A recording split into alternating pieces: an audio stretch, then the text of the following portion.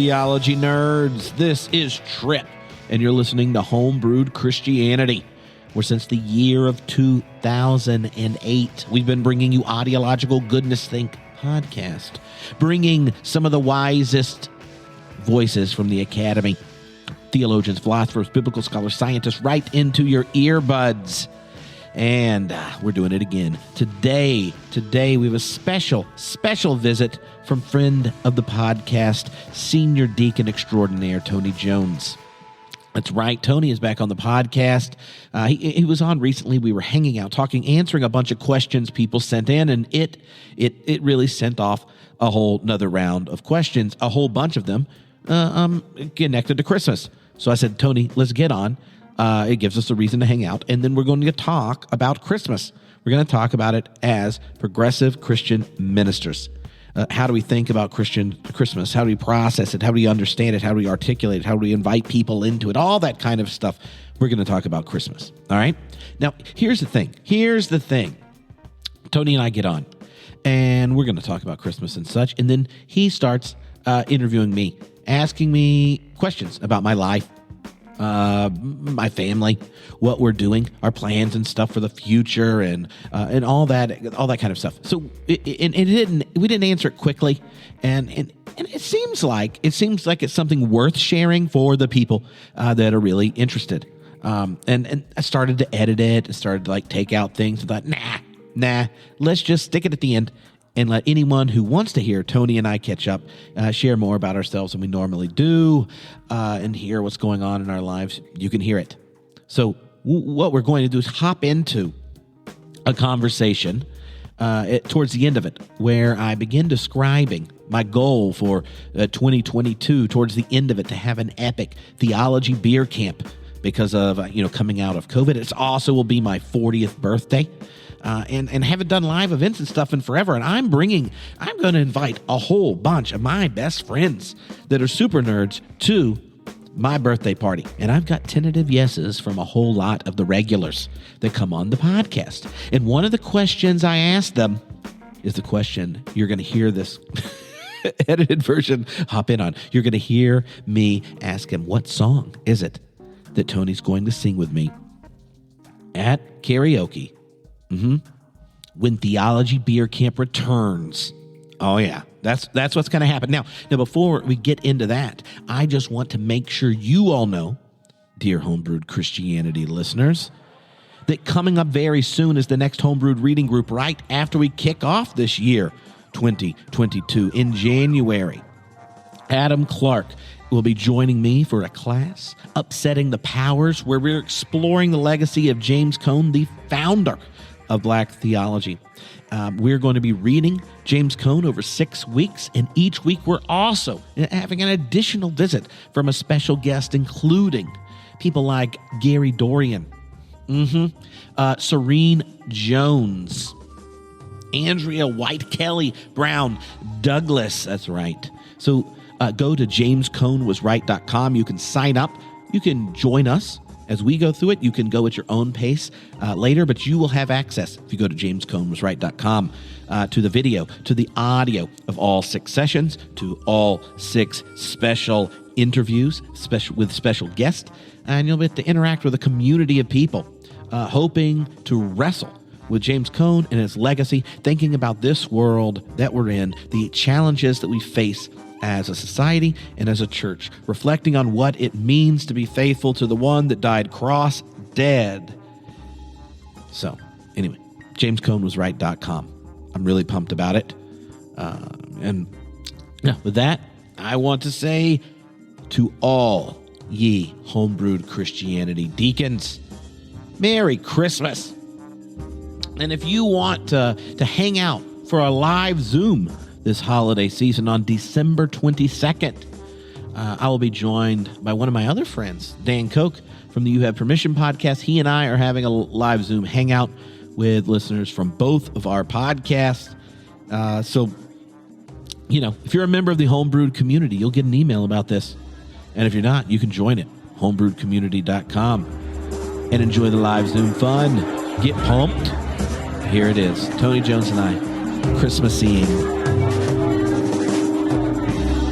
is at my 40th birthday party / theology beer camp. Yes.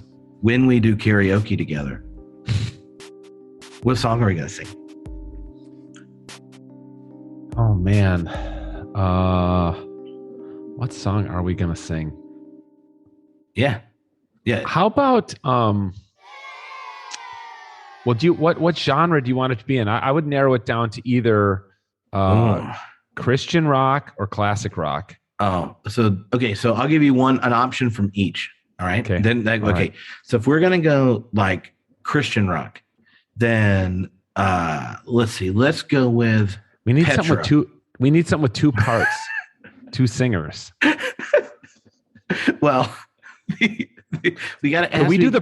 Could we do the Prodigal Son Suite from Keith Green? Oh my! That song's like 8 minutes long, bro. But then we'd have to get a few of our friends to join. Then no, I got it. Here's what it's going to be. This will be the last song of the night, dude. You and I are going to do "The Champion" by Carmen. Oh, junk. Okay, so unless people are listening, he's counting wrong.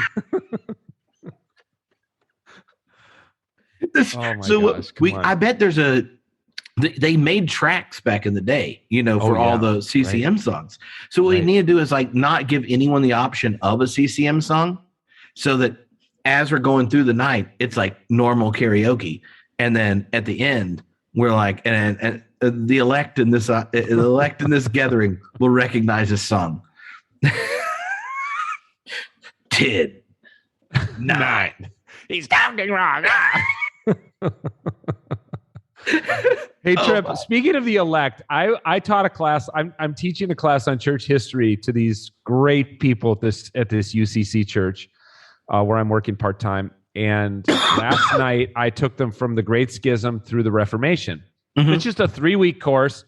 We start with the early church. We get to the Great Schism in the first week. Last night was 1054 to through the Wesley brothers.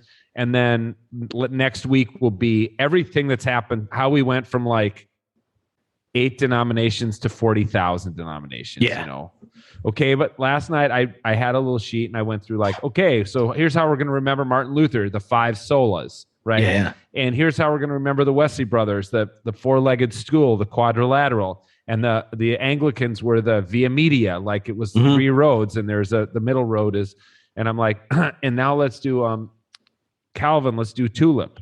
And so I did the 5, points of Calvinism, and all these, I'm like, Calvin wasn't a 5-point Calvinist, but by 100 years later at the Westminster Confession, they were. And I'm like, we're Reformed, the UCC, these are our people. We came from the Pilgrims and the Puritans. Like a lot of our forebears were 5-point Calvinists. Most of them were. When I get through the end of the 5 points, I mean, they're white as ghosts. They cannot believe about them. They're just like, what? Who in the world would ever believe this? This is crazy. I'm like, those are our people. Yeah. Oh, yeah. I mean, I'm just glad that your congregation is healthy enough to recognize sub-Christian accounts of the divine. Hey, look, even Mark Driscoll now says that 5-point Calvinism isn't any good because it's not in the Bible. Yeah, isn't that's like, I feel like he's trolling me because like I used to just like every time he'd pop up on the internet, just think, oh, it's opposite day, but now. Yeah. So, well, Tony, I want you to know, next time you complain about long intros, I'll say, hey, last time we did one, it was 30 minutes. All right. Fair enough. So the last time you were on, we made a joke about being progressive Christians who still read the Bible and actually believe things, which inspired a number of people to respond and say, like, couldn't you, as friends that are progressive Christians that actually believe things, like, what's up with Christmas? Because Christmas has a lot of things around it. You got the whole virgin birth, virgin conception, hoo-ha. Yeah. You got Christmas pageants. You got Christmas as a cultural, consumerist event. Mainline Protestants, we got a third of our congregation that we we don't always see, but the whole family actually comes for Christmas. Mm-hmm. But what they ask, like, how would you positively state how a progressive Christian picks up the Bible with all the crazy stuff in those in the birth stories and wrestle with it?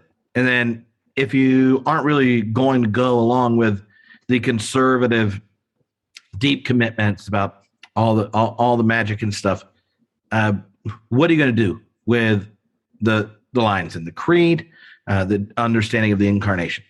So, that's our task. That's our task, is to talk about some Bible and the incarnation. So what are you thinking? How do you think? I made a list of things I think most progressive Christians would say at Christmas without crossing our fingers. And then I thought we could use those, or we could just start with any of the stories, or maybe how would you answer the question? Like, when you think of what's going on at Christmas, if you aren't, if you're trying to invite people who maybe haven't spent time just as a progressive Protestant, when the Christmas season's coming, what is it that you're getting excited and celebrating? That's I've had to think about that more this year than I have in many years, because I'm preaching every other week at a UCC church. And so here's what Danielle and I have done this year. We're in Advent. We are preaching on the themes of the 4 Advent candles, which are hope, joy, love, and peace. Yeah. And then the Christ candle is obviously Christmas Eve. You like that. And then we're using a psalm each for each of these candles, which is a kind of an odd thing to be preaching out of the Old Testament during Advent, but that's what we're doing. And so my 2 Sundays are love and peace. And I preached on Psalm 136, which is the great Hallel, which is, recounts the whole history of Israel. And then God's love endures forever is the refrain with each of the 26 verses. And then I'm currently writing my sermon for the Sunday of peace. We kind of screwed up the order on purpose because I wanted to, but I'm going to be preaching on peace, and I'm preaching from Psalm 46, which is about, God will shatter the spears and burn the shields, and there will be no more war to the end of the earth. And he comes in a still small voice and this kind of thing. Here's what I think people want. Here's what I think mainliners want from my experience. Okay, here's what I've been getting very positive feedback about. They say, thank you for using the Bible. Thank you for talking about Jesus. Honestly, this is what people are saying to me in the narthex in the Founders Hall after the service. I think that people want to be ushered into an experience of the transcendent. And I think they don't get it in their everyday lives, and they want it. They're desperate for it. And so I have felt like my sermons, a big part, I don't do a lot of theological explication in the sermons. I do that on Wednesday night in the classes I'm teaching on the Gospels or church history. I try to compose and perform, and I'm happy to. I'm not embarrassed to use that term, perform. Here's how I explained it to some people in the church. I said, have you ever heard this old saying, a book is about events, but a poem is an event? Right. And that's what I think a sermon is. You've heard it referred to as the preaching event. And I really work hard to think about that when I'm doing my preparation and when I'm delivering it, that this is an event for these people. And I want to bring them into the presence of the divine. So my sermon on love, I guess the gist of it was, I basically made the argument in the sermon that chesed, this word for steadfast love in Psalm 136, is ultimately untranslatable. There's no great English word for it.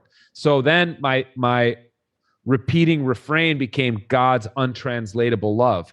Immerse yourself in God's untranslatable love. And so then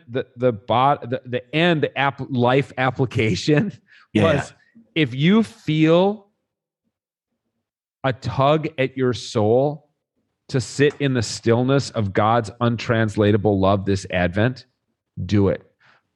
Put your phone on Do Not Disturb, turn off the TV, sit by your Christmas tree, and allow God's untranslatable love to heal the places in you that are broken. Mm-hmm. Now, is that a Christocentric sermon? I mean, in my mind, it was. It seemed like it was to me. It seemed like that's what Jesus came to do: bind up the brokenhearted. Well, so I'm just reminding people that's why Jesus came, to bind. And I called Jesus. I said, look, words. We come from a very cataphatic tradition in the Reformed, liberal church. Mm-hmm. We preach, we talk, we teach classes, we go to school, we write papers, blah, blah, blah, blah. But when Jesus came, he was the wordless word. Because the child did not speak. It was a silent night, Tony. Don't you think I said Stille Nacht in my sermon?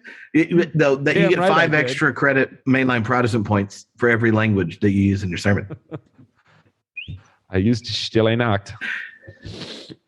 So, yeah, I think that's where I'm at. Yeah, I think that's I think it's a beautiful image, right? Like, because like in some sense, the incarnate, like the affirmation of the incarnation, is that words don't ultimately work. Like words are in many ways creatures of the ones that speak them. And when finite humans, in our situatedness, in our cultural bounded space and things, when we speak words, there are creatures, and they can only capture what it is we're trying to get after. Like the limits of our language, the kind of excess that's even available in the poetics is different than like the word made flesh, right? And so like the heart, I think, of the Christmas story is about the word made flesh, namely that the infinite became finite, that God has refused to be God without us and taken up a residence in the very place we fumble along with our language about the divine, the transcendent, about meaning and purpose and values and hopes and joys and pains and struggles, injustice and justice and things like that. And that's interesting that you picked the Hesed, like exploring the notion of Hesed and getting there. I think Brueggemann uses the language often when he's talking about Hesed, Walter Brueggemann, the Hebrew Bible professor, as God's uncontainable covenantal faithfulness. And so like Hesed, when you are affirming God's Hesed, you're talking about that there's like this deep passion in God that God can't let the people God loves go.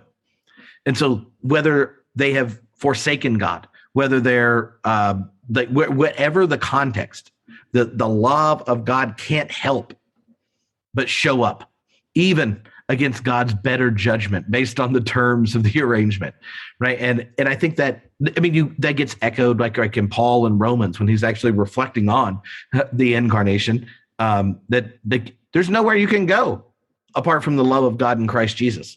Like, how does he know that? Because of the incarnation, death and resurrection. Then you go, you can go to Sheol, one step from hell, and you can't escape. You can't escape that love.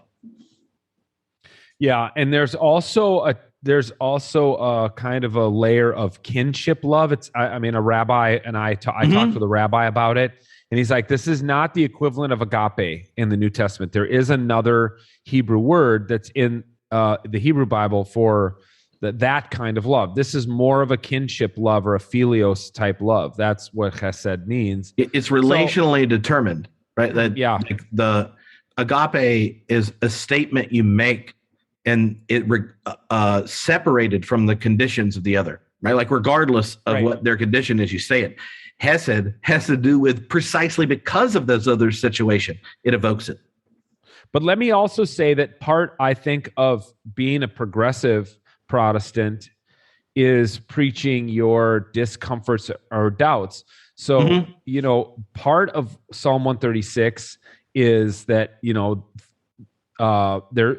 Israel thanks the Lord for striking down their enemies, for killing Og of Bashan. And, there's that remembrance in there, which isn't great. And basically what I said in the sermon was I admitted my discomfort when people narrate their lives as though God directed their every step. Like, I'm just so thankful that I didn't get that job because the Lord really wanted me to get that other job. And I didn't know that at the time, but that's why I didn't get that job, because the Lord. And so I'm like, I don't really like those people when they talk about their lives like that. And yet that's exactly what Israel does in Psalm 136. They narrate their entire story through the lens of God's basically love directed all this stuff to happen. Mm-hmm. So I just have to then live in that, uncomfortable place of being like, I don't really like it, but that's how Israel understood it. Mm-hmm. Well, that light tension, you see multiple answers to that throughout the Hebrew scriptures and in the New Testament, right? So when something happens, was it the eternally chosen will of God? Was it, regardless of what happened, God is going to make it good? Or is it out of the situation, God is with you working good? But like all three threads run through it. And in the Hebrew scriptures, there's also the like, what the hell do I know? Responses. Like, but those kind of responses are also live, I think, in the Christmas stories, both in Matthew and Luke, the ones that most often come up in Christmas pageants. There's like, what do you do with the prophecies that are saying like, oh, well, this is fulfilled. And when you just imagine being in the early church, like God raises Jesus from the dead. And then you're like, well, we know the answer. Now we have to go figure out exactly how the question was posed. Right. So a lot of times when you've encountered something that radically changes you, that you can't understand yourself apart from the encounter with God mediated by Jesus, then when you look back at the whole story leading up to it, it led up to this inbreaking of something radically new. So then how do you narrate it? And a lot of times I think the Christmas story comes across to those, especially those who have doubts, have questions, or outsiders that are stuck in a service, don't know what they're doing, where it sounds like we think like God is sitting there prior to our space-time, and it's like, well, we're about to have the Big Bang. There's going to be a quantum fluctuation, right?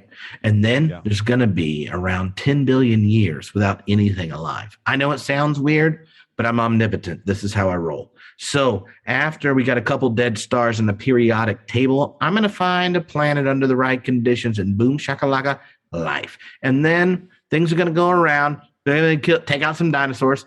I need to, because we need more energy moving mammal style through the frontal cortex. Then they get language and symbols and signs and oppressed people groups that I covenant with, who then on this one planet among the billions in all the galaxies is the image of the invisible God, the firstborn of all creation, our Hebrew Lord, sweet baby Jesus, second person of the Trinity.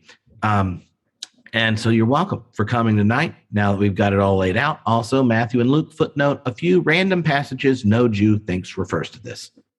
Right. Pass the plates.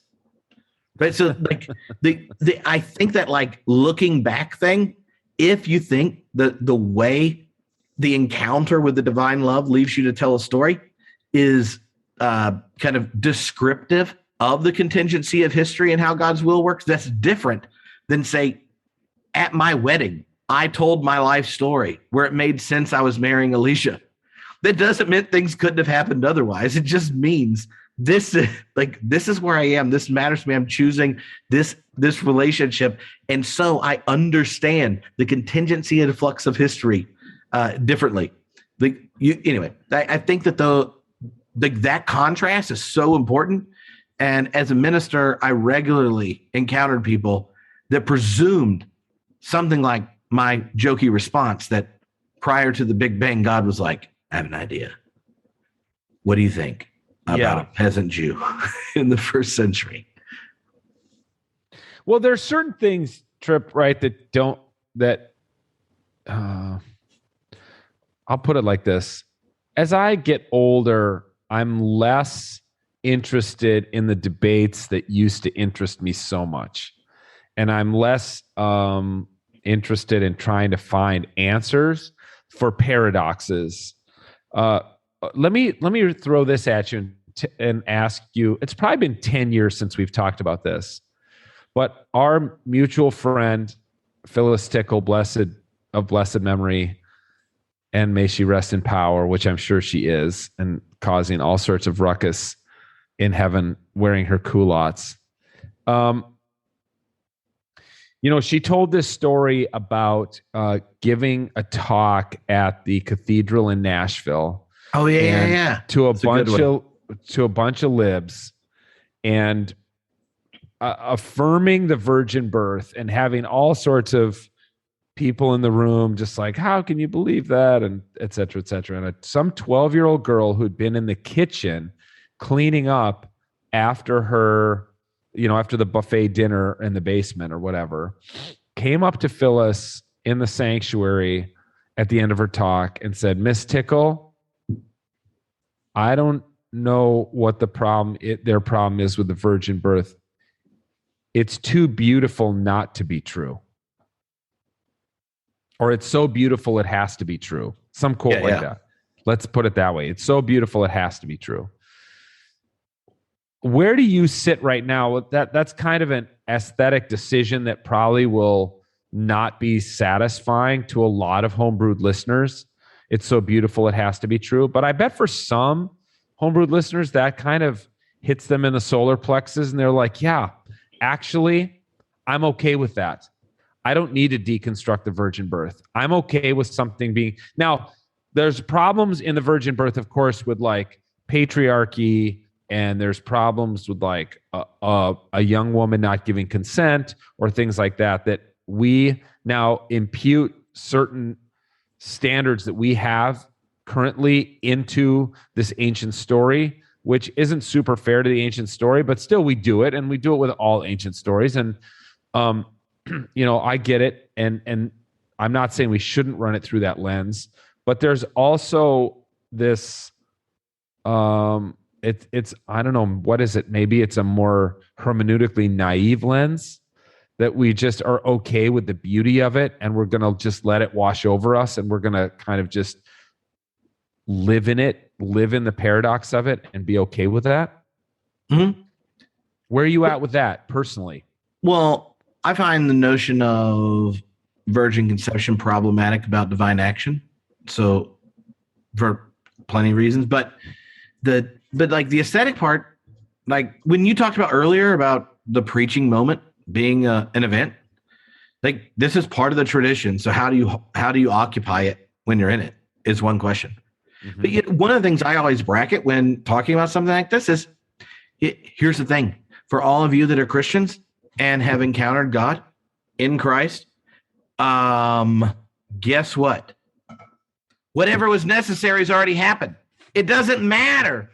Like you've encountered God in Christ, right? So if that's your situation, whether it's like historical, as Matthew says it, or maybe it's historical like Luke says it because they don't line up, or maybe it doesn't matter because Mark, John, and Paul have no clue about it. Ignore it. Yeah.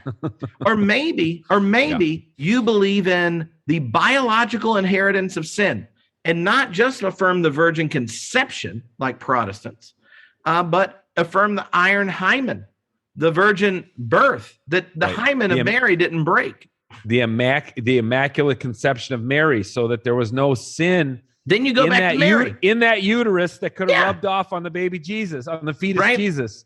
And so, like, in one sense, I as a minister, if someone says like it's too beautiful, like it should be true, right? Like I'm like, yeah, sure. Like I completely get that, and I have no thing occupying, but the theological consequences. But the other side is like, I think Matthew and Luke thought it was so beautiful that they created a theological narrative to put it in. Right. And if you wanted it to be literal or historical, then we had really bad editors for the New Testament. I know that our Christmas plays line them up and harmonize Matthew and Luke, but they don't work very well if you do, unless your a priori commitment is they work out. So to me, making the virgin conception a theological in or out doctrine is more connected to it being on the list of the fundamentals, right? Like, so the fundamentals in American Christianity, that was one of them, because liberal Protestants were like, I'm not really sure that you're understanding what Matthew and Luke are up to. The biblical scholars like, so there's this thing called redaction criticism. So what you do is you actually take Matthew and think, what is Matthew trying to say? And then, you look it out. Like, he has a different genealogy that doesn't line up with Luke. Don't you think if this was literal and historical, they'd at least get that right? Like, it's not like you invent a new grandpa and that kind of thing. So then what is the virgin conception functioning for? And in my mind, the fact that, throughout the Hebrew scriptures, one of the ways narratives signal that an individual is occupying a place of promise in the work of God in history is an old or barren couple has children, right? Mm-hmm. So you want to level up from that because the fulfillment of the law and the prophets is rocking? Yeah, no sperm necessary, right? So if you're sitting in Jesus's historical context where Israel has has a client relationship with the Roman Empire, and the current Caesar, maybe Caesar Augustus, is the fruit of a god having sex with a human, and this god has sex with lots of humans, has lots of kids. Then what happens if you have a god man and it doesn't involve raucous, drunken sex or these type of things, or it's just an old person conceiving, right? Like, so it makes sense to me if you're telling a narrative of Jesus that this kind of, because you've encountered it and know it's true post-resurrection, how do you imagine telling the story? It doesn't seem like the debate for me is one of the birth narratives true or not, and that kind of stuff, because they're underneath it. What the authors are telling you through the narrative theologically is about the identity of Jesus. And Matthew and Luke use birth conceptions, but John uses a prologue where it's like, in the beginning was the Word. And they're like, really? Is there a Mary here? No. You don't understand. That was baby Christology. Check this out. In the beginning was the Word. The Word was God with God. All things came into being through this Word. Took up flesh. Check that shit. Yeah, John's can't like, handle my Christology. John's like, we've come a long way in the last 50 years. From when those guys were writing. Yeah, and Mark is just like, it's a baptism. Yeah, be like, you guys, the temple has been, we haven't even had a temple for 20 years. We're beyond all that. Like, yeah. I also just want to add this caveat too, that I think a lot of us, particularly us progressives who embrace things like science and rationality and the Enlightenment, I just think we sometimes have to give the benefit of the doubt to our forebears. And, the people who came up with the iron hymen and, that the Immaculate Conception of Mary and Mary's perpetual virginity, they weren't just being assholes. They were earnest people, and they had a problem. And the problem was original sin. Mm-hmm. And the problem was, how can Jesus be free of original sin if his mother had original sin, which is spread by semen and goes from the man, from the father into every human being. So we have to protect Mary from original sin. How are we going to do that? They weren't just being like, let's keep the women down. Right. I mean, they may have been doing that. They may have been keeping women down. And that was absolutely part of, Western culture for millennia, and still is, sadly, even though we've made great progress. But they were also earnest, and they were like trying to solve the problems. It's the reason Tertullian came up with the Trinity, and then, Augustine spent so much time on the Trinity, is he was trying to solve the problem of his own Neoplatonism with a Jewish God who somehow came to earth. Right. I think that's important to hear, right? Like, now, underneath it, right? Like from our perspective, we'd go, you are committed to two things at the same time. One, you encountered the living and life-giving God mediated by Jesus, and it so radically impacted you that you know it's going to make sense. And you're going to articulate it. You're going to be creative and intuitive, engage the scriptures and everything you know about the best account of the universe. And you also know how biology works in this situation. You also are inheriting patriarchy. You're also got some weird thoughts about fluids.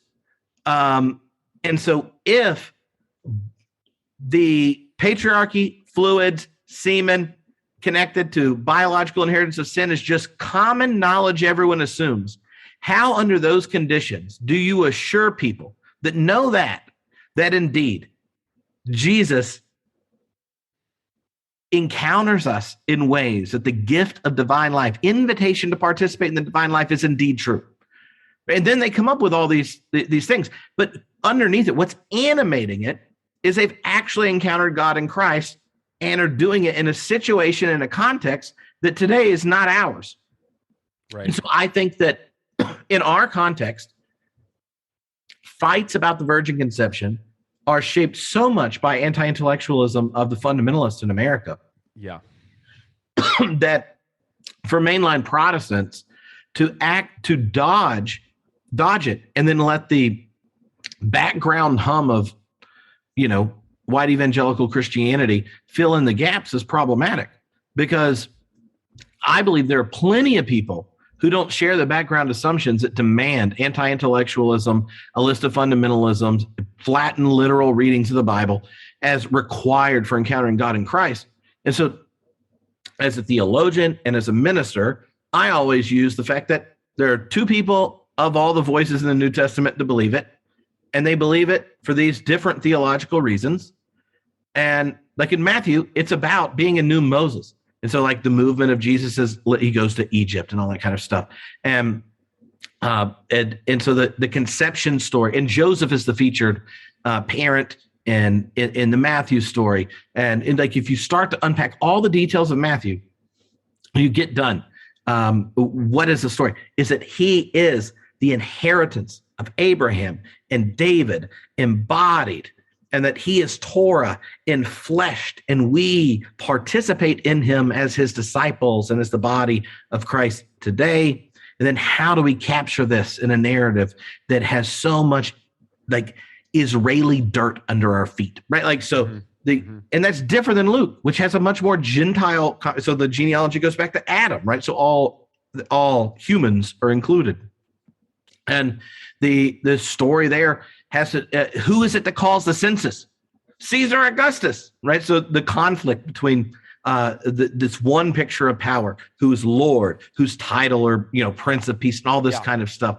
And like when you look at that, Augustus never called. Let me just say this, Tripp. I just want to say this as somebody who's currently teaching classes in a progressive UCC church. So I taught about the Gospel of Mark, and I taught about church history, and we have to kind of establish, when did the church begin? So when did Jesus die? And you figure out when Jesus died by when Jesus was born. And you say, okay, you guys, Jesus was, according to the Gospels, Jesus was either born while Herod the Great was still alive, and he could kill all the male babies in Bethlehem, which was Herod the Great, we know for a fact, died in the year 4 BC. Right. Or Jesus was born, as Luke says, when Quirinius, Augustus calls a census, but Quirinius, there is evidence that Quirinius did call a localized census, which would have brought Mary and Joseph from Nazareth to Bethlehem, and that was in the year AD 6. So it's either we have about a decade-long gap that between the potential birth dates of Jesus. And here's what I love about progressive Christians. They're like, that's cool. Yeah. They're like, that's not okay. So he either died in 29 or 39. What's the difference? I'm like, well, the difference is if Paul's writing in 45, 50, that's a lot closer to 39 than it is to 29. Yeah. And if Mark is writing in 68, let's 70. say 60, 69, while the walls of Jerusalem are being sieged by the Romans, but the temple hasn't yet fallen, that's different. 69 is 30 years from 39, but it's 40 years from 29 or whatever. So it's just I love with the progressive Christians, they're just like, I'm down with that. Like I'm not going to get hung up on that. That's super interesting. How do you know like these two dates and how it's possible? And so I do love that. And you'd be like, these are the people that do donate to NPR and PBS. Yes. Yeah. They like you tell them this stuff and they're like, great. This is why we hired you. I think you already hit on it. As a theologian and as a minister, my experience in this season of Advent has been progressive Christians that are still going to church. They're down with mystery.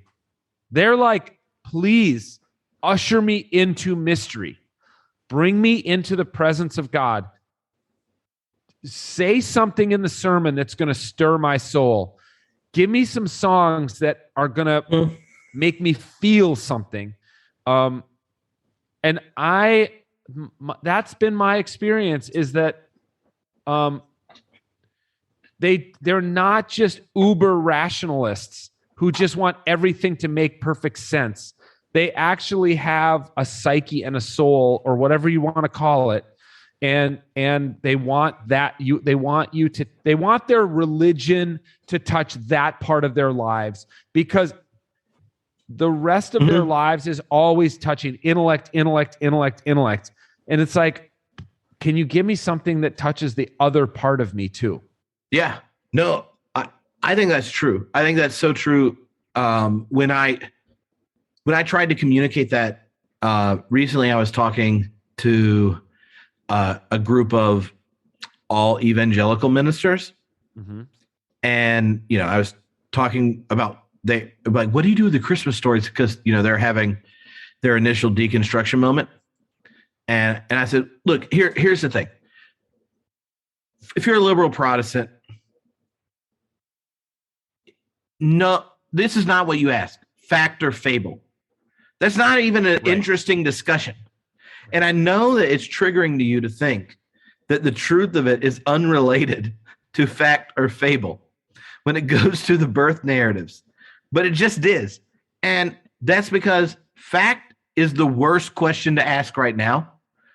And fable is demeaning to the story if you understand what they're getting at. So to me, it's like asking if some bad evangelical and like reductive atheist questions are like if they got up after Jesus gave the parable of the Good Samaritan, right? And like you got like the atheist raises his hand and he's like, so what day was he walking down this road? Like in asking the details. The conservative evangelicals like, I actually checked Malachi 6. It is it's in mid-spring, somewhere between, like inserting a date, right? Like, and they're going, and Jesus is like, no, the question was, who's my neighbor? Who's my neighbor?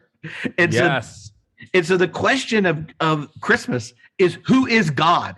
And the answer for Matthew is, who is God?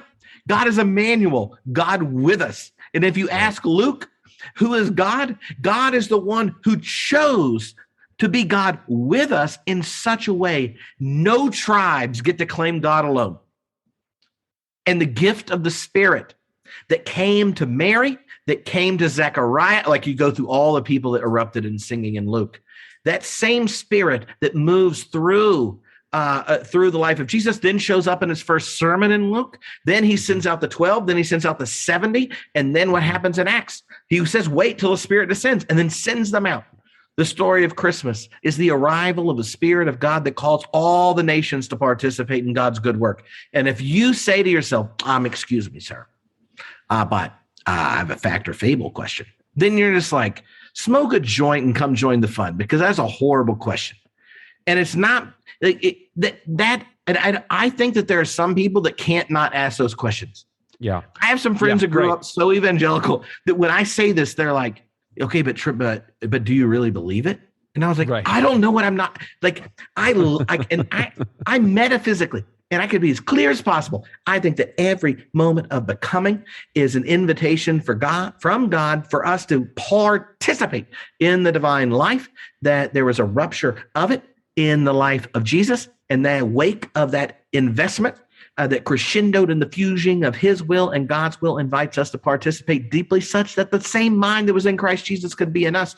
We are called into the body of the people who seek to participate in that way of life. And then you ask me, but so did they go to Egypt?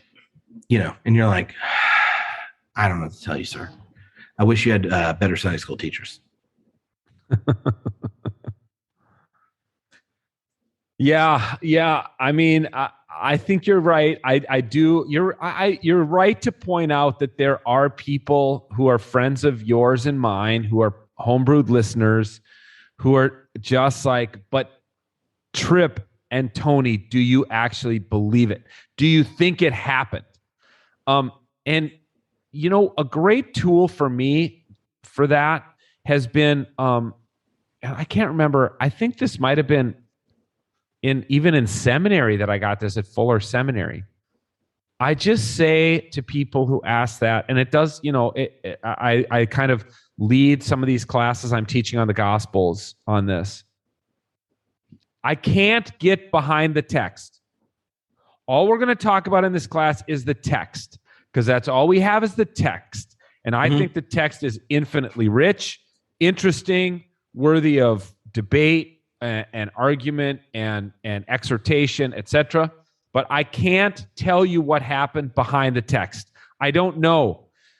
And what I'm most interested in, you've hit on this so many times in this conversation already, is redaction criticism. And that is, you guys, Luke had an agenda. Luke edited the material he had available to him in a certain way because he had a certain audience and he had a certain literary aim he was trying to do. Mark did the same. Matthew did the same. John did the same. And so let's talk about that, because that I find interesting, and that's actually something that we actually can talk about. We can put Luke and Matthew next to each other and say, look how they used Mark. Look how they used Q. Look how they found independent source material. This is fascinating. What do you think Mark's getting at when he puts this story in this spot where Luke puts it in that spot? Like, what's that about? I find that fascinating.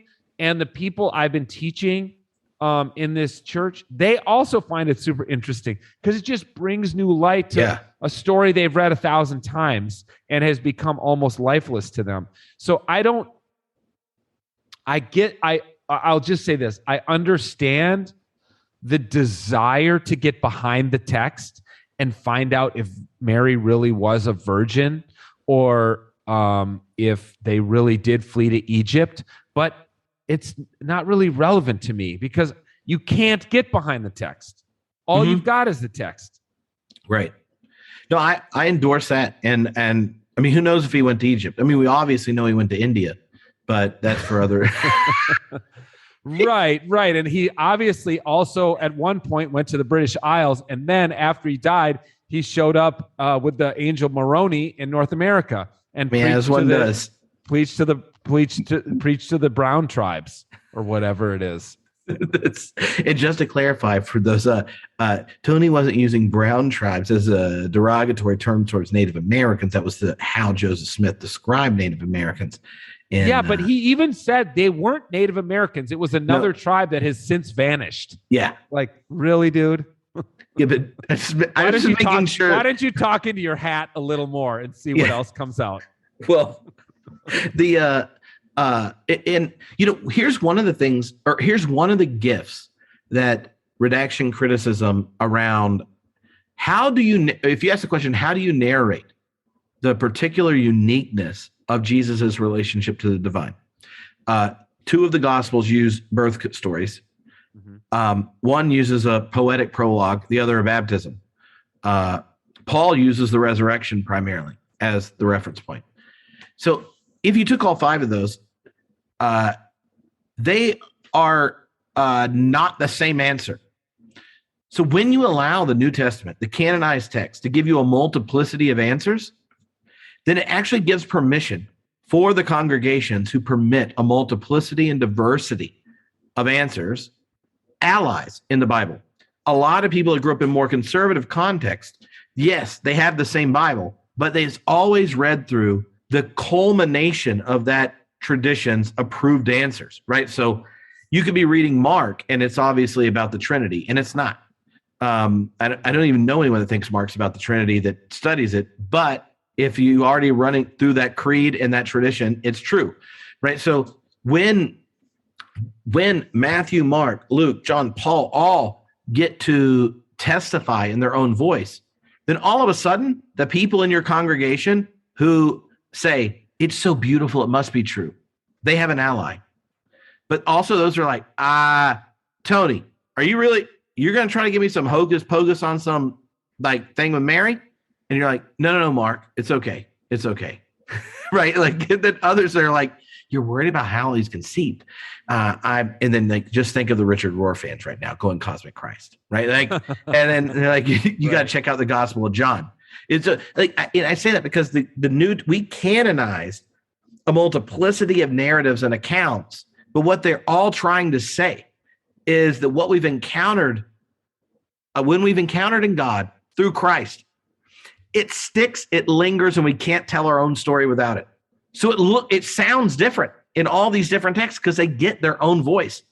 And I think one of the gifts right now that more progressive Christians can do is to tell to all the congregants, we're here because we're celebrating an engagement with the transcendent who chose our materiality is the very place that happens.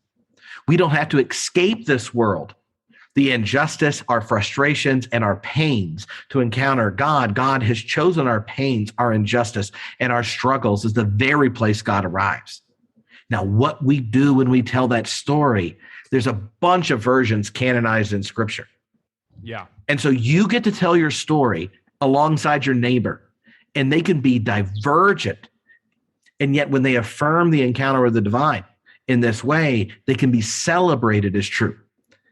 And I think that, to me, is a space where if I'm dealing with Matthew, I'm going to occupy Matthew's text. If I'm dealing with Mark, I'll occupy that one. And so many of the conversations I've had with people that are coming out of a space where virgin conception is required, what they really want to know is, do I really have to convince myself something I'm not sure I can convince myself of to affirm this actual encounter with God in Christ that is making me question the tradition that told me this is required? Because I've encountered Jesus that I go, is your commitment to white supremacist Christian nationalism true? Is your commitment to patriarchy true? Is your silence around the oppression of African Americans in the face of the Black Lives Matter movement true? You start going through the list. Well, if that's the case, maybe the siloing and homogenizing of commitments is one of the ways we keep people from seeing the radical, divergent, beautiful expressions that can come from individuals and communities engaging God's entanglement with our lives that we see and testify to in the incarnation. Amen. I mean, yeah, I think that's right. I think we sell ourselves short. I thought of a couple things. I thought of years and years ago when I had lunch with John Piper, and he chastised me for preaching multiple versions of the atonement. And he held up his single finger. He held up his index finger, I remember. And he said, people need one version of the atonement. Then he took his other index finger and circled it around that index finger, like almost like a planet in orbit around another planet. And he said people need one version of the atonement around which they can rally. You cannot confuse them with multiple versions of the atonement. So this was his argument to me as to why he would only preach penal substitution, even though he grudgingly admitted other versions of the atonement had been taught at different points in church history. Yeah. But he just was selling his congregation so short. He's just basically like, I'm preaching to a bunch of dumbasses and they can't understand complexity and nuance. So I'm just going to give them one version. And I'm going to pound the hell out of it. And they're going to think there's nothing else out there. And if you give your congregation one version that you pound the hell out of and it's penal. Hey now. And I think you're right to point out these 5 different versions of basically incarnation. And I think it's beautiful. And it's it's the reason we're still exegeting and debating about Scripture 2,000 years later, is because it's complex and because it has multiple kind of on-ramps into understanding a particular idea, like the union of divine and human. And I just think, again, back to the history part about like giving the benefit of the doubt to those people who did the hard theological work in the early church. Having, again, taught this class, I've taught recently classes on Christology and on early church history. This was such a big BFD. Like, you can't even overstate how big of a problem it was trying to figure out how Jesus of Nazareth was human and divine. Like, it took hundreds of years, dozens of church councils and colloquies and disputations and anathematizations and excommunications, because it was the biggest deal to try to figure this out. Basically the incarnation. They weren't arguing about the atonement. They were arguing about the incarnation. And there were so many different versions and so many different little parties popping up and bishops saying, "Oh, I'm actually a docetist, blah, blah, blah. Oh, I'm an adoptionist." I mean, these are all terms that we have given to them after the fact. I mean, docetists, they were called that. And then, you've got the Gnostics, and there's like a dozen different people, versions, parties trying to solve this problem. And even though they were anathematized and excommunicated, they were still earnest. Like, they were actually trying to figure it out. It didn't make sense to them that the baby Jesus was fully divine. So God must have adopted Jesus of Nazareth at Jesus's baptism, right? That made sense to them. Yeah. And some people may think it made sense to Mark. Yeah, that's right. Yeah. And if we only had Mark, I mean, these are interesting kind of like mental games to play. Like, what if I asked this to the class that I taught, what if we only had Mark and we didn't have the other 3? It would be a very different Christianity, right? Yeah, I don't think the Neoplatonists would have picked up on the New Testament if it was just like Mark and Paul's apocalyptic discourses. Right, exactly. You need some John in there. Yeah, I mean, he's just like candy. And you need the letters of John, the Johannine epistles. And yeah, that's right. So I think it's fascinating stuff. And I think we live in a time of chronocentrism. I mean, when Francis Fukuyama said we're at the end of history because kind of we've like liberal democracy is the zenith of all human affairs, it turned out to be utterly ridiculous claim that he's had to walk back. But nevertheless, we live in this. We have this chronocentrism where we have such a high view of ourselves right now. And I think that's just really misguided, personally. Yeah. Well, in one of the ways I try to describe that is, in 100 years, like, only someone writing a dissertation because there's nothing else to write about would ever know what either one of us ever said about any of this, but they'll still be reading the same gospel text. In 500 years, like, sadly, I don't think we've made like Aquinas or Augustine level. So we're now permanently muted from contributions to church history, except for the ways we contribute to engaging these texts and keeping them alive as places we encounter the divine, right? Like, so I think there is an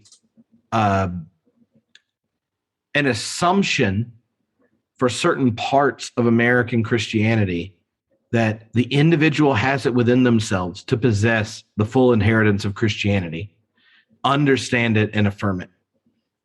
And if that's your assumption, then you're doing idolatry, even if you agree with me.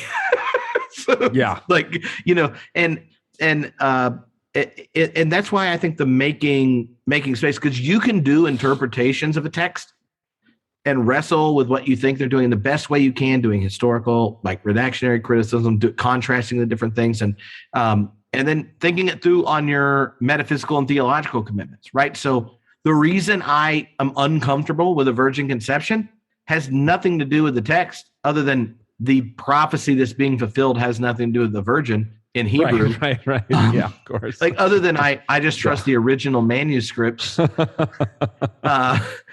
If you don't know side, the Isaiah passage about a virgin conceiving is only that way in the Septuagint, which is the Greek translation of the Masoretic text, which is the Jewish, the Hebrew translation. And that's the authoritative one if you're Jewish, and the one we base our translations on. But Trip, the Septuagint was, scripture for Paul. And maybe Jesus. Maybe, if he could read. And the Septuagint was, 70 rabbis went into 70 rooms, translated the entire Hebrew Bible into Greek, came out, and all 70 of their versions were the exact same.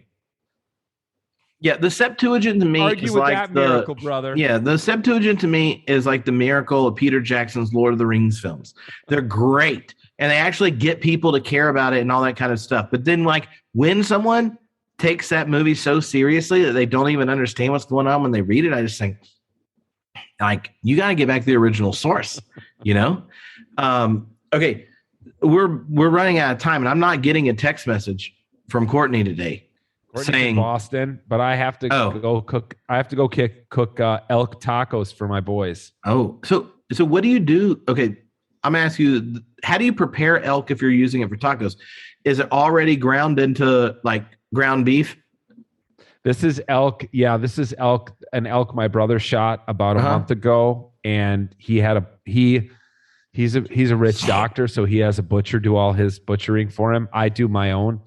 But yes, we grind it all. So all the elk is it adding like cow fat back into it? Pork fat. Okay. Yeah. Mm-hmm. So it'll turn into taco meat kind of thing. Yeah. It's the equivalent of ground beef. Yeah. It tastes even better. And I have a ton of ground venison downstairs. So when I make my ground venison into brats, I do about a 30 to 35% fat mixture. And when I do them into ground beef for like tacos, hamburgers, meatloaf, that's about a 15% fat mixture. Mm-hmm. Like 85-15. Yeah. Like you get at the store. Yeah. The other day, one of my Scottish neighbors made venison smash burgers, but there were 20% fat added back in. But they did it smash burger where they like smashed them, froze them, between the paper, and then cooked it, and then put on these like big chunks of cheddar on top, and it was inappropriately delicious. Yeah, bro. I'm telling you, we just don't even buy beef anymore because we have so much venison, and we don't buy chicken because we have so much pheasant. We got a lot of it. Actually, I've been invited to come over there and hunt by a guy who owns a restaurant in London, and there are so many deer. Yeah, they have no predators here. They have no predators. And it's only like there may be 5 different species of deer, and I think 2 of them are native, and the other 3 were introduced by like wealthy aristocrats who wanted to hunt them. And then of course they went nuts. They went nuts, and now nobody hunts over there anymore because you can't even own a gun. So there's like open season year round on these deer, and it's not hard to shoot them. And this guy who owns this Italian restaurant in London. He's like, come over here, shoot a red stag, and then we'll drive it. I'll bring it to you. And here's the other crazy thing about London is he's allowed to serve wild game at his restaurant. Oh, yeah. You can't do in the U.S. It's against the Lacey Act outlawed the serving of wild game because so many species were like extirpated by market hunters. But there you can. So he's like, we bring it to the back door, then you go around to the front door. We'll sit you at a table, and I'll serve you red stag for dinner. Oh yeah, it's pretty wild. Like, I mean, you would not like you can't even buy real haggis in the United States. Yeah, because of how that stuff rolls. But yeah, like when we were in the Highlands, most of the like what amounts to the corner shop, which might be the only place you could get milk and eggs and anything in the little towns, they are more likely to have all the assortment of venison in the freezer or refrigerated area to purchase than any other animal. There's like venison, lamb, and then, whatever else. Yeah. Okay. So, but here is one question. Favorite Christmas hymn? Him? Yeah. Oh my gosh. Or the song you want to sing. And my least favorite is the other question. And the least favorite is obviously Mary, Did You Know? That's actually the correct answer. Mary, Did You Know? I agree. It's terrible. I never listen to it or hear it. I think, boy, I love Come Thou Long Expected Jesus as an Advent hymn. That's my second favorite. It's so great. Now, it's not a Christmas carol. It's an Advent hymn. Yeah, but you get to sing those more than Christmas ones at a real church. Right. I know. I keep fighting because they're like, we're not liturgical. We can start singing Christmas carols. I'm like, no, let's, at least for the first 2 weeks of Advent, can we just do Advent hymns and then slowly transition to Christmas carols? Wesley, when he did Come Thou Long Expected Jesus, he would bring in the verses 1 and 2 of Love Divine, All Love Excelling, because it's the same melody. And our music minister at the UCC church I worked at in Los Angeles did that one. I didn't know it was coming, which Love Divine, All Love Excelling is like one of my favorite hymns. And after like you get all the longing and stuff, Love Divine, I just started crying, and it ruined me doing Tripp's jovial excitement for announcements and stuff. Yeah. They're like, oh, it's the choir's coming in and blah, blah, blah, Advent thing. And it goes to Love Divine, All Love Excelling, where the orchestra stuff gets all loud. And I'm just like, there's a Christmas pageant. And I was just like, this is awkward. I don't think everyone else has the same relationship with these two songs I do. Yeah, that's cool. I hadn't thought about it, but I'm gonna mention that to our music minister. Tripp, so I'm gonna Come Thou Long Expected, and then Love Divine, All Love Excelling. Yeah, I'm sure it works. Yeah, no, it makes perfect sense. I'm assisting in worship at 3, 5, and 9. So I will be at church on Christmas Eve from 2 p.m. till 11 p.m. And it's been a long time since I worked on Christmas Eve. So to all of the homebrewed Christianity listeners out there who are pastors and have been working Christmas Eve for years and years, I'll be right back in the trenches with you on Christmas Eve, reading scripture and doing the Christmas prayer. I'm not preaching. Danielle, the senior minister's preaching, but I'm right back there with you. I'm actually looking forward to it. I think it'll be a really special night. I'm really looking forward to it. If I would have been doing it for the last 20 years, I might not be looking forward to it so much, but having not done it since 2003, I'm really looking forward to it. Oh man. I actually love doing multiple Christmas Eve services. I miss them because like it's one of those Sundays or whatever the Christmas Sundays or Christmas Eve, stuff like that, where you're like, all these people are coming here with all the love, all these friends and family and stuff that are there.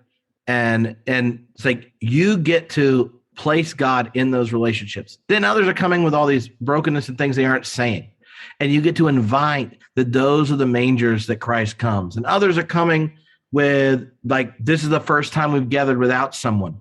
And then you get to give them the promise that the God who chose flesh has chosen their loved one. Like, it's one of those moments where if you just like are mediocre, your batting average is high. Like green time, come on. Like, what are you going to do with that? But like Christmas Eve, you get that, and mainline Protestants generally rent some extra musicians and choir members at the bigger churches. Oh, we're having brass, the whole deal. Yeah. When like, you know, those Christmas songs with subpar theology in it, you throw in some brass, extra person hitting some ivory, you're like, we'll let it slide. Everyone in the church holding a candle, all the lights go out. Yeah, you as the clergy, you get to light the candles of the people down the center aisle, and then they pass the light to the edges, and you get to sit up in front on the platform and watch the sanctuary slowly as the candlelight, spreads across the congregation. It's insane, man. I love it, and that's what I'm saying. It's like, just don't screw it up. Just don't screw it up. Usher people into the divine mystery and the transcendence of the creator of the universe, who came as the Prince of Peace, and try to shut up and don't screw it up. My favorite Christmas hymn is "O Holy Night," and when you mention which is, I think it's amazing. And this version is 7 Day Jesus's version on the Tooth and Nail Happy Christmas album. It's so good. It's so good. You should Google it. It's a YouTube video. You can watch it. He's got like the greatest voice. He's now deconstructed and not religious, but when you mentioned the candle lighting, so one time at a candlelight service, and you visited the church I worked at in Los Angeles. It's this mansion turned into a church, right? So one side is all glass, and it's like 15 feet from the ocean, and it's this beautiful place. It's long, and the light started this year, they said, Carl, one of the other ministers, said, let's start the light in the back. Right. So it's coming up, and it's about halfway down, and the music's playing, and it's moving down, and it gets, sitting there, and he goes, Tripp, I need to say something, because I was supposed to do the prayer. I was like, all right. And I mean, this guy's like about to retire. It's like his last Christmas, right? Grabs the microphone, walks out in the middle, like not from his perch where he was doing it. And, he's feeling emotional. And he says, this might be the last time I get to tell you all this on Christmas. But as I watch the light come down the aisle, and it light up the faces of people I see every week and some I've never met, guess what I get to say tonight? The one that made you, knows you, loves you, and is here for you. That is the light we get to carry out into the world, whether you believe it today or tomorrow. And then I was supposed to fucking pray after that.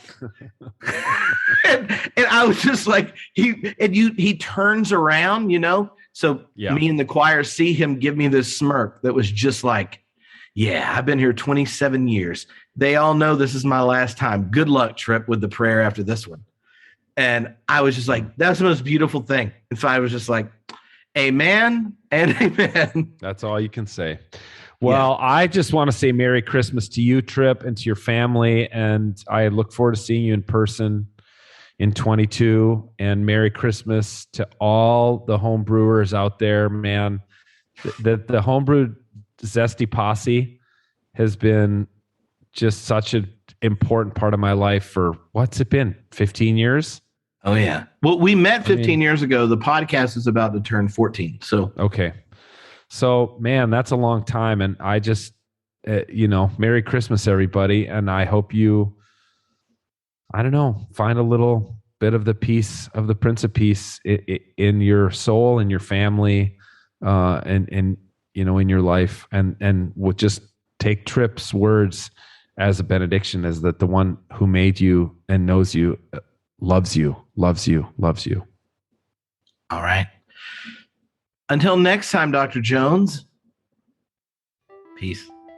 Well, by next time, I mean, see, that was the end of the conversation. But like I mentioned at the beginning, Tony and I had like a 30-minute intro. What was going to be the intro to the podcast turned into personal, vulnerable sharing about life, transitions, and vocation, and struggles, and family, and all that kind of stuff. Also, just about life in Scotland and things. So here is that more intimate selection that I hope you enjoy. And if you don't enjoy it, then you can skip it.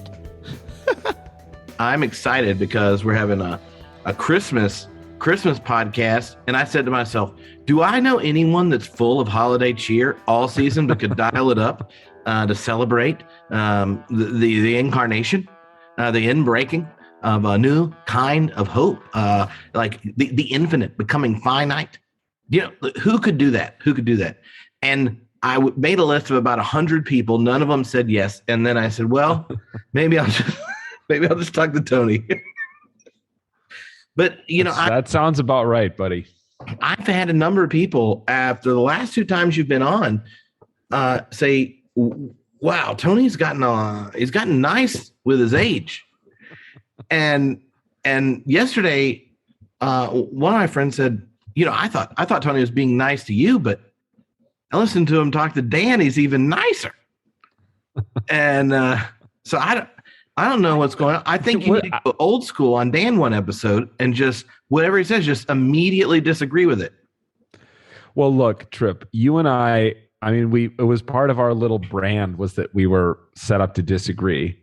And back in the day, one of my most enjoyable things was coming on your podcast and absolutely humiliating Peter Rollins. Yeah. And we haven't done that in a long time. So maybe people think I'm nicer. I think my wife thinks I'm nicer. I did have a friend who'd never listened to your podcast before, but I mentioned her on it. She's the woman I'm pastoring with right now. And so she somebody sent it to her. Somebody she hadn't heard from in 20 years was like, oh my God, like a college roommate or something heard it. And here's the only thing Danielle said to me. 2.5 hours? Who in the world listens to a podcast for 2.5 hours? Now, maybe all your listeners know that you listen to all podcasts on double speed. Yeah. 2.5 sometimes. The rest of us can't do that, buddy. That I can't absorb stuff coming at me that quickly. And she said one other thing. She said, Tony, were you drinking on that podcast? Because you talked really slowly, a lot more slowly than you do when you're at work. I said, maybe I'm drinking at work and that makes me talk faster. You don't know. You don't know. I mean, that's one of the gifts of mainline Protestantism is no one actually opens the Bible in your office. So it's okay to hide a flask in it. Hey, I've got so many thoughts about mainline Christianity, but I know that's not what we're here to talk about. Before we get into the Bible, tell all of us homebrewed posse out here, how are the Fullers going to spend their European holiday? So this is our third Christmas in Edinburgh, Scotland. The first one, we had only been here a few months. We mostly reconsidered the decision to be here, realizing that the sun comes up at 9:00 and goes down at 4, and it is about 30 to 38 degrees and cold and windy. And I mean wind, real like hurricane winds are just like, that's neat. Like today was low wind with gusts of 30 miles an hour. Yeah. And rain that just when you have to walk your kids to school, the wind just blows it up. You're like, how does rain go up? It does next to the beach in Scotland. So the first year, really, really bad. Second year, pandemic. And I mostly, pulled it together for the kids when they went to bed, cried and go like, I don't get to see any of my family and friends now for another year. So this year is like really optimistic, Tony, I've adjusted to just seasonal depression being just part of life here. Don't have high expectations for the wet or light. I got a happy lamp that I just leave on when I'm doing dishes and cooking. It makes a real difference. But see, the people that introduced me to the happy lamp, these are these lights, that give you the sun rays or whatnot. Yeah. All the people that mentioned it to me initially are the same ones that also like essential oils. So I was suspicious. Hey, now my house, I gave somebody a ride in my wife's car yesterday because my wife is out of town. And the first thing this person did when they got in the car was said, "Smells like essential oils." That's so Courtney. Well, it's nice hermeneutics. That is not what the inside of my pickup truck smells like. I can guarantee you that. It smells more like dog and pheasant. Wet dog and dead pheasant. Yep. Yeah. So you guys are staying there. You're correct. Staying in Scotland. You've been to the U.S. recently a couple times. Yeah. In the last few months. Well, I've only been once, but it was when we talked last time because we could both drink because it was evening for both of us. Well, it's evening for both of us now. What time is it there? Oh, 10 You're p.m. drinking. I'm sure you're drinking. Oh, I am. What are you drinking? Jim Beam. Okay, dude. You are in the land of Scotch whiskey. And you're drinking American whiskey. Yeah, but it costs more here because it's rare. But I actually got nice whiskey out. Oh, I'm gonna switch. Nice. I was waiting until you got here, but I was was doing some Lord of the Rings marathoning. We break it up over time. When the littles go to bed, Elgin and I slowly watch the extended editions. Okay. And we watch about 30 minutes a night, and then have some Lord of the Rings inspired discussions, which I appreciate. And I think, he in his mind, he's like, I like the battles. This is cool. And Dad takes us really, really seriously. Right. So do you guys eat like haggis or anything when that's in January. That's for the big Burns dinner. Oh, okay. Yeah. That is the one night a year I am a vegan. I did it once and I said, well, that's interesting. You know what they do at those things? You should just Google it, watch a video. They come in carrying I think it's like a lamb lung or something packed full of this stuff. So it's like one giant sausage, but 50 people are going to eat it. They have really cool poetry and stuff that goes along with it. They pipe it in. There's someone with a bagpipe and it comes in behind it. And there's poem and that's all good. That's all good. But then the poem is taunting the rest of Europe for the things they like to eat, so it's oh, those stupid French and their baguettes with butter and red wine. And I'm like, whoa, man, things like that. And then it's oh, we got the haggis and they stab it. It's like a murdering description. Doesn't it kind of, isn't it packed real tight? So when they cut it, it kind of starts to flow out. It's stuff comes out of it. Yeah. Yeah. I went the first year that was cooler than Christmas. We went to the Scottish Episcopal Church. We've been going to, the 6 months since I've lived here that churches actually meet in person.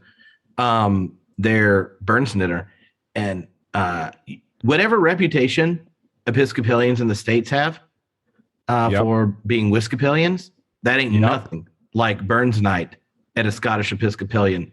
It's like if every family is bringing out their best bottles of scotch and they just all share and care.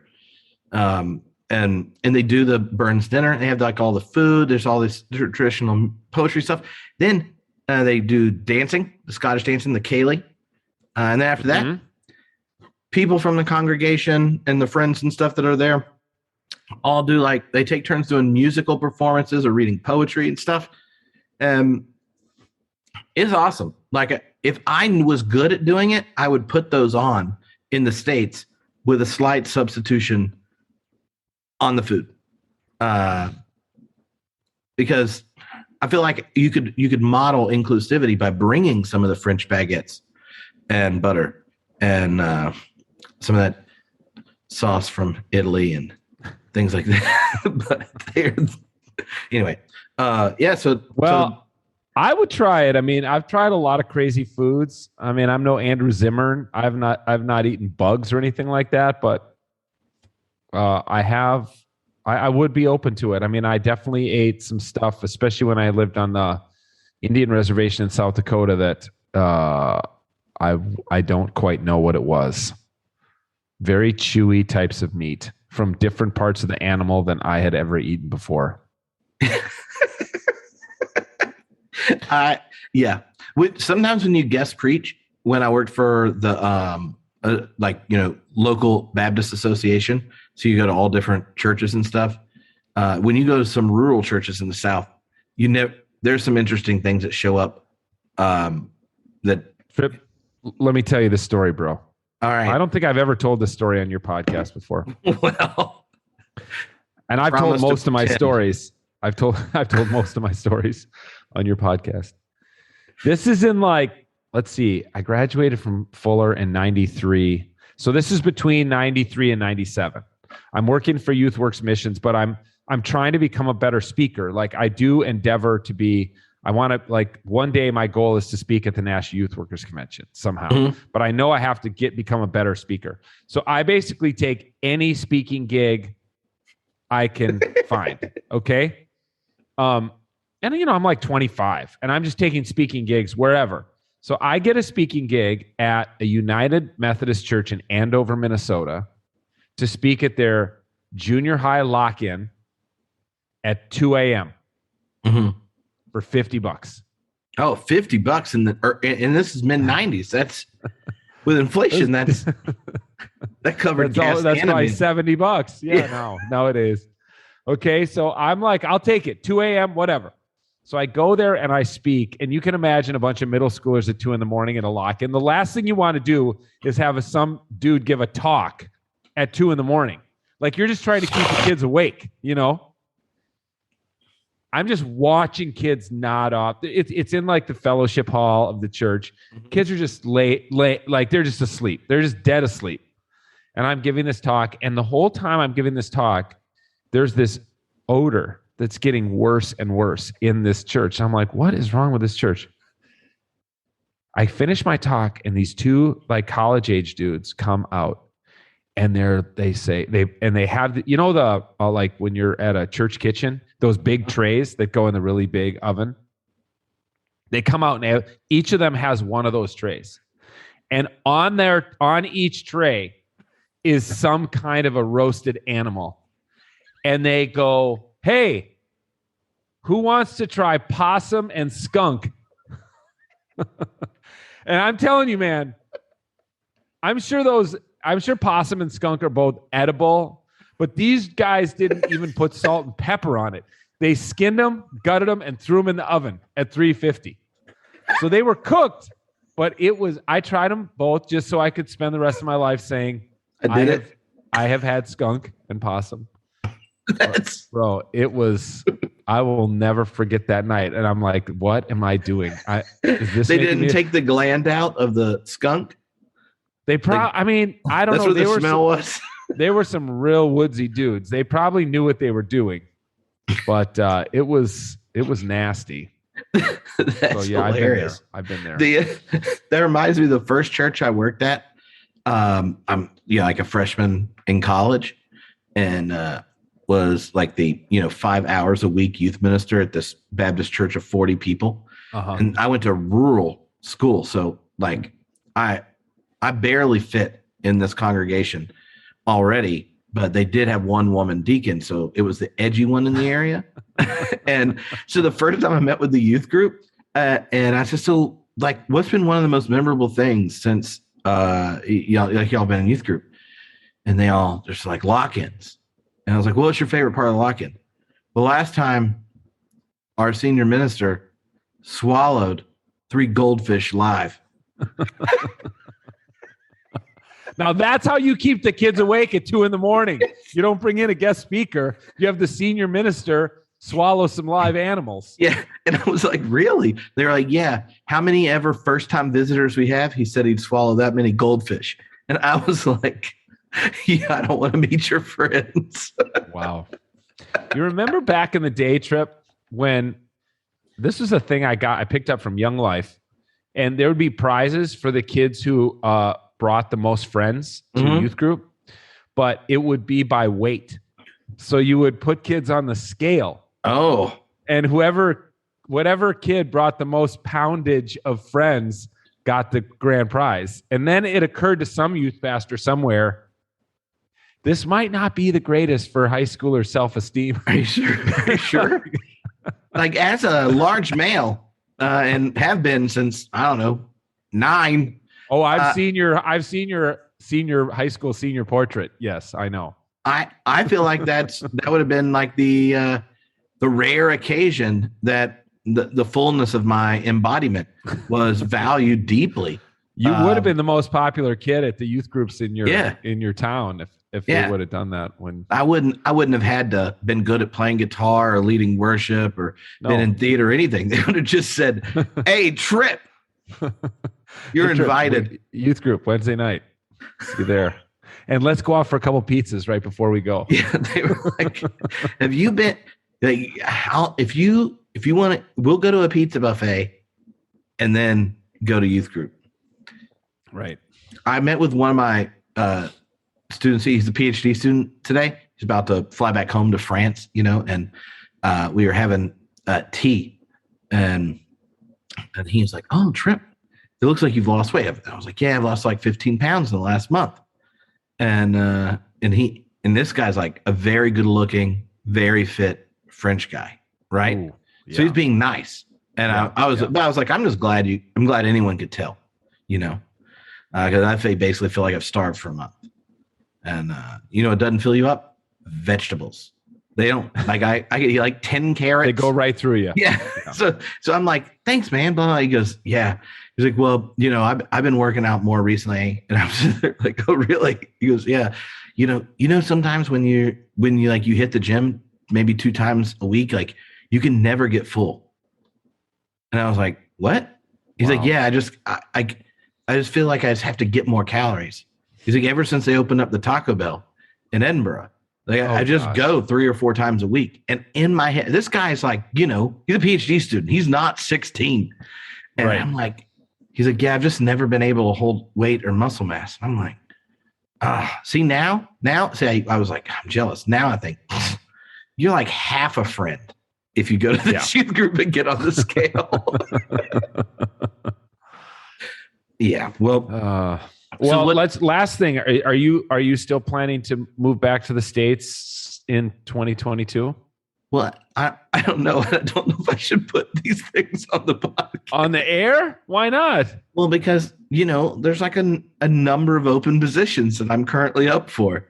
Well, that's fine. But people, you can cut all this part out if you want. No, I think people care. I think people really care. And you spend all this time on your podcast, you're just firing questions at other people and having very high, high stratospheric philosophical theological conversations. And I just think it takes an old school buddy like me to come on here once in a while and be like, "How's Trip? Well, how's Trip? How's the Tony, family? How's Alicia? How are the kids?" Well, let me tell you this. Put it this way. The last 2 years, the number of academic positions where I got really positive responses, got close and didn't get them was significant. Yeah. And so, and in the last 2 years, the podcast has grown dramatically in size, started doing the online classes, right? Yeah. So I've done like 10 of them and they all have between 1,500, 2,500 people in them. And I spent from the time I was like reading theology as a 16-year-old, I always wanted to do it. And I love introducing people to theology and helping people of faith wrestle with it and realize that the church is a lot smarter and deeper than they thought. And the Christian tradition's one way of inviting people into deep form of existence. It inspires like care of neighbor, of enemy, of creation, that kind of thing. Well,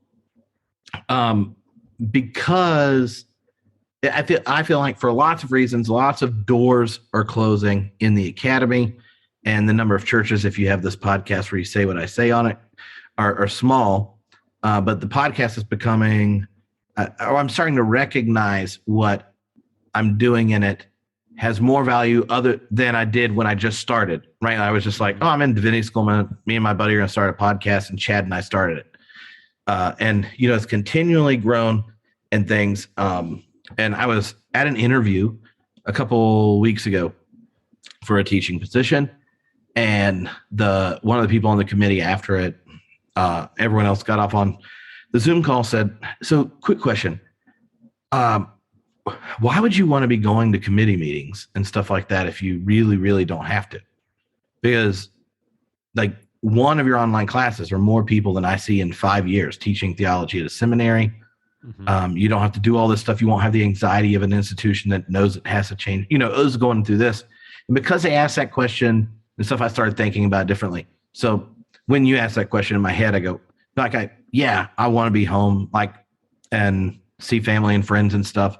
But before I finished high school, I started reading and wanting to get to teach future ministers theology and wrestle with big philosophical questions and stuff.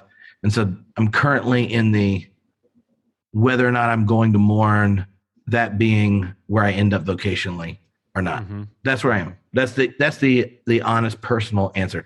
And I love it. Yeah. When you asked it, I go, if a door opened where I got to do it, and my family said, we'll live there, I would be like, yes. But I'm also recognizing that, I get to connect with lots of people on this and introduce them to thinkers that I love and care about, and regularly get emails from people who are like, oh, I was walking out the door and then realized, insert blah, blah, blah. So I don't know. What do you think?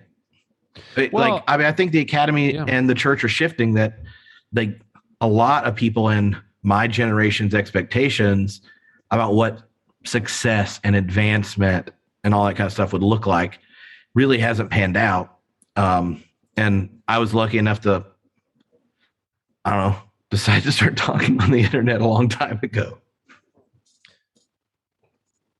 Our stories have some parallels, and I haven't taken the career path that I thought I was going to take, either when I graduated from seminary or probably even when I finished my PhD 18 years later after seminary. Mm-hmm.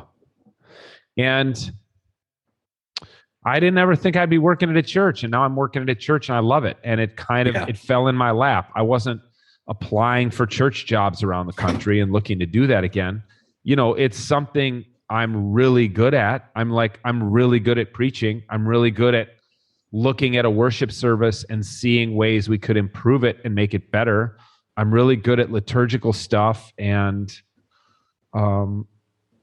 church camp and other stuff like that. But just like you, if you fell into an academic position at some point, which it would not at all surprise me if you did at some point in your career, that mm-hmm. you would land in an academic position, you'd be really good at it. You would excel at it. And there would be things about it that would suck, like sitting in committee meetings and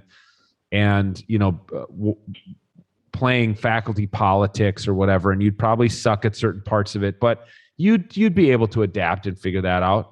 I also think you're exactly right that the academic world and the church is dramatically changing. And, look, we're going to have way less seminaries and div schools in 20 years than we have now. There's just going to be a thinning of the herd. You and I have talked about that many times on the air and off the air.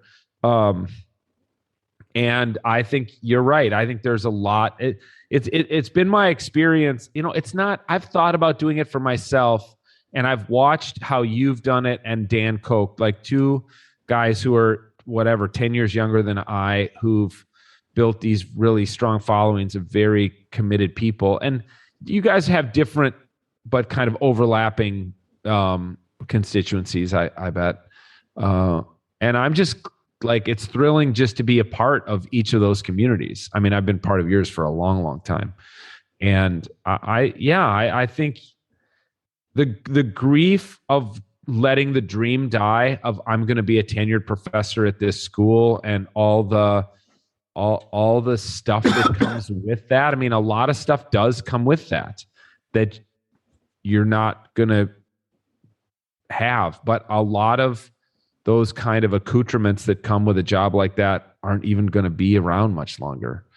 So I get it. You know, I did a lot of grieving when I realized I was never going to be a senior minister of a church, because that had been my dream since I was in 7th grade. I was going to get to preach every week and lead a staff and do people's weddings and funerals and stuff. But, you know, life, I'm not unhappy. There is grieving. That's part of it, though. Yeah. Yeah. And I think lockdown, it has made lots of people rethink what they want vocationally and the kind of life they want. And if you'd asked me at the beginning of it, like, would I want to have spent so little time like on the road, engaging group, like all the stuff that, you know, both of us have done, where you travel and speak and like all the, and the kind of hustle part of platforming that doesn't involve Zoom, like that disappeared. And I've like the being a parent part, like I've completely loved. And the number of times in a month everyone's asleep and Alicia and I actually have a conversation that's unrelated to necessity things and managing children's crises or planning, like, went up, and I'm like, hell yeah, I married an amazing person. You know, like, like those things have been really good. And so, you know, if things worked out where, I've had basically the podcast and 1 or 1.5 other jobs since I've started, like where I was doing a lot less. I think I'd really, really enjoy it. And yeah, so we'll see. Yeah. Mostly though, I'm thinking, you know, this 2022 is my 40th birthday. And I'm planning on having a rather massive 40th birthday party that is either like right before or right after Theology Beer Camp, that is also connected to my 40th birthday, because I've not done them in so long. So, you know, once I have an idea of what the second half of 2022 looks like, you will be getting a text. Podcast listeners will be getting an email that says, you should really come to this. Yeah. And that's why it leads to my question before we actually talk about Christmas, which is what we're going to talk about.